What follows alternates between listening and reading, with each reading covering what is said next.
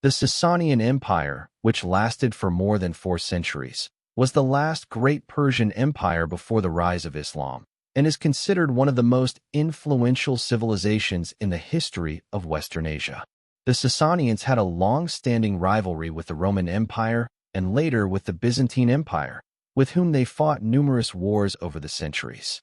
In this video, we'll explore how this empire managed to restore the greatness of ancient Persia, expand its borders, and become one of the dominant powers of its time.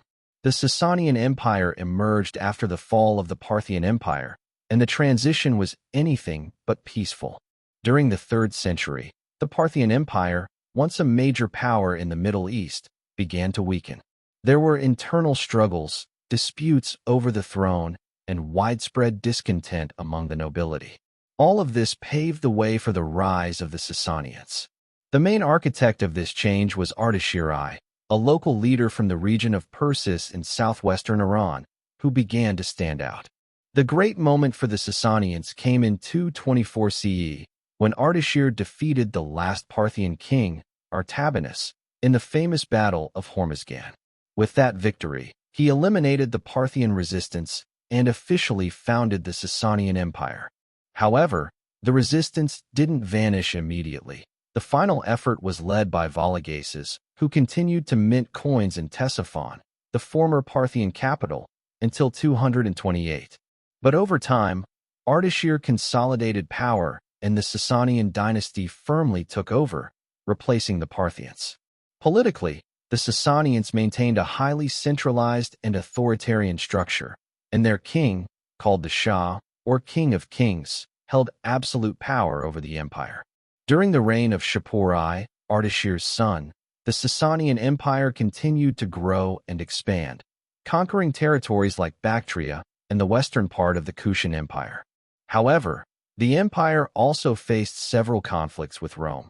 Shapur led successful invasions into Roman Mesopotamia, capturing important cities like Cary and Nisibis, although he also suffered some defeats.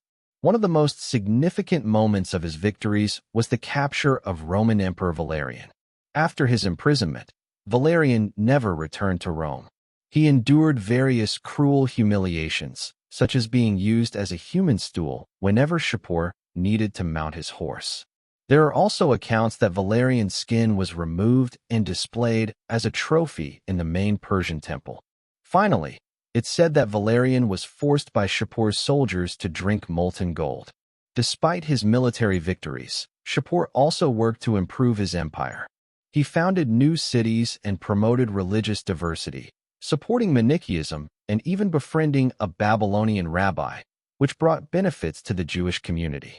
He was known for his religious tolerance, an attitude that was later abandoned by his successors. After Shapur, the empire remained strong, although it faced new challenges. The Sasanians achieved further victories and also suffered defeats against Rome, losing key territories such as Armenia. From the 4th century onward, the history of the Sasanian Empire went through various phases of expansion and difficulty. The first golden age was marked by conquests and victories, but also by moments of great internal and external tension. In 309, Shapur II ascended to the throne, and one of his first actions was to fight the northern Arabs, defeating them and protecting the empire's southern regions. Later, he launched a campaign against Rome, and, although he gained some victories, he failed to conquer significant territory. The repeated failures to take cities like Nisibis, Singera, and Amida put a brake on his ambitions in the west. At the same time, Shapur also faced attacks from nomads in the east, especially in key regions along the Silk Road. The Persian ruler marched eastward and defeated the Central Asian tribes, annexing that region as a new province. This success strengthened Sasanian power and extended Persian cultural influence as far as China. But the challenges didn't stop there. Shapur, together with the nomadic king Grumbates, launched a new campaign against Rome in 359, winning battles and recapturing cities like Singera and Amida. However, in 363, Roman Emperor Julian launched a powerful attack, defeating the Persians at Ctesiphon. Despite that, Julian was unable to take the capital and died during the retreat. His successor, Emperor Jovian, was forced to cede several provinces in order to secure his army's withdrawal from Persia. By the end of Shapur II's reign, the Sasanians lost control of Bactria, which was invaded by various nomadic groups such as the Kittites and the Hephthalites. These invaders adopted Sasanian coinage and continued expanding their influence in the region. Shapur's reign was also marked by increased persecution of Christians, who suffered harsh oppression, including double taxation. After Shapur II's death, the empire entered a period of weaker leadership, but managed to maintain its administrative system and internal stability. During this time, there were periods of peace with Rome, interrupted only by brief wars between 421 and 440. Even though the empire's leadership was less strong, diplomatic and military tensions grew. Once again, Armenia was divided between the Sasanians and the Roman Empire, with the Sasanians re-establishing control over Greater Armenia, while the Byzantine Empire retained the western part of the region. The empire experienced a period of relative peace, during which religious tolerance returned. Christians and other religious minorities were able to live with more freedom, and good diplomatic relations with Rome brought a temporary sense of stability. The Second Golden Age of the Sasanian Empire began in 502, during the reign of Kavadai. He initiated a series of military campaigns against the Romans, and his first major victory was the conquest of Theodosiopolis in Armenia, followed shortly by the capture of Amida, on the banks of the Tigris River. However, Roman resistance was fierce, and in 503 they attempted to retake the city, but without success. At that time, the Sasanian Empire was facing both internal and external challenges, invasions by other nomadic peoples, and the constant threat from the Romans. Roman military campaigns intensified, but in 504 they were forced to negotiate an armistice due to an invasion by the Huns from the Caucasus, in the Armenian region, which led to a peace agreement in 506. Despite this, conflicts continued, with both empires struggling for control over strategic territories like Armenia, which ended up being divided between the two powers. The relationship between the Sasanians and the Romans during this phase was marked by territorial advances and retreats. The Romans focused on defending their borders, while the Sasanians aimed to expand their territory. In response to Kavadai's incursions, the Byzantine Emperor Justinian I decided to send an army to face the Sasanians, led by the famous general Belisarius, already renowned for his victories in numerous campaigns. When the forces of Kavad and Belisarius clashed near Dara in 530, the Romans were clearly outnumbered, with around 20,000 men against 30,000 Sasanians. However, Belisarius, thanks to his strategic skill, was able to take advantage of the terrain and the discipline of the Roman army. The Romans were well positioned on a hill, which offered them a significant defensive advantage. Belisarius organized his troops efficiently, with a solid defensive line and cavalry and infantry units strategically placed to repel the Persian attacks. He also used tactics that exploited the weaknesses of the Persian army, such as swift attacks and effective deployment of the Roman cavalry. The battle was hard-fought, but despite the numerical superiority of the Sasanians, Belisarius managed to defeat the Persian forces, who were forced to retreat.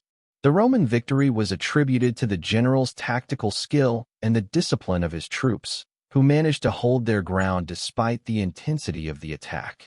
Despite this victory, the conflict with the Sasanians continued, and it was only with the signing of the so-called Eternal Peace in 532, after the death of Kavadai, that the two empires reached a temporary peace agreement. In the following decades, the relationship between these two great Middle Eastern empires was marked by a period of relative cordiality and cooperation.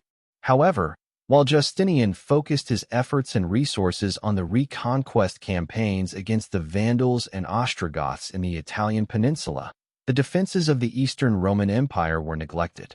This mistake paved the way for Kavada's son, Khosrow I, who in 540 launched a new war against the Romans.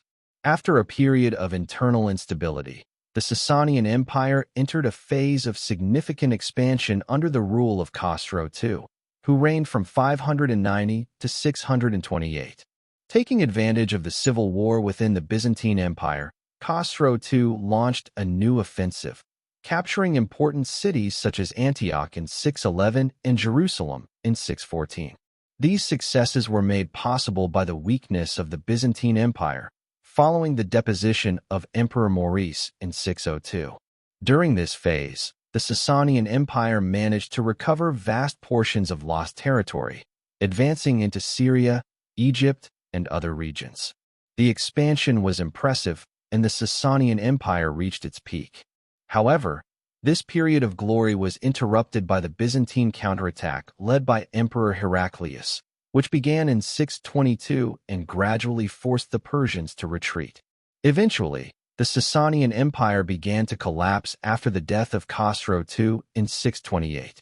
Although the empire had expanded during his reign, the ongoing wars with the Byzantine Empire had drained its resources and weakened its army. After his death, the empire entered a period of severe instability, with frequent leadership changes and a civil war that further undermined central authority. Between 628 and 632, power was in the hands of military generals, but there was no strong figure capable of uniting the empire. In 632, Yazdijerd III, the grandson of Khosrow I, ascended the throne, but the empire was already in decline.